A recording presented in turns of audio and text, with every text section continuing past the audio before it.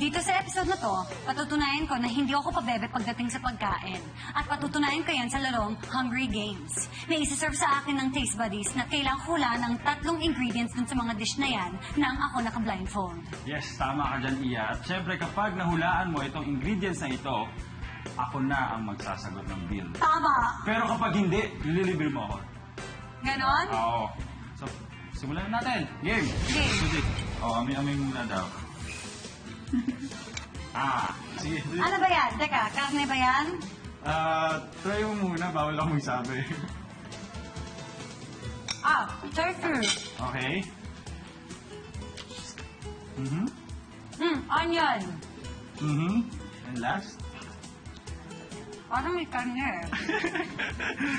Anong klaseng karne? Chicken? Onion, tofu. Isa na lang. Kailangan isa na lang. Ano ko na? Ano? Asin. Okay. Ang daya nito. May ganun ba? Okay, let's reveal. Teka lang sorry Sisig. Ang kanilang tofu sisig. So tama ka, may onion, may tofu, and salt. Ang daya. Dahil dyan, ikaw ang nanalo at ako ang magbabayad ng dish na ito. Alright. Ha? Seryoso pala talaga.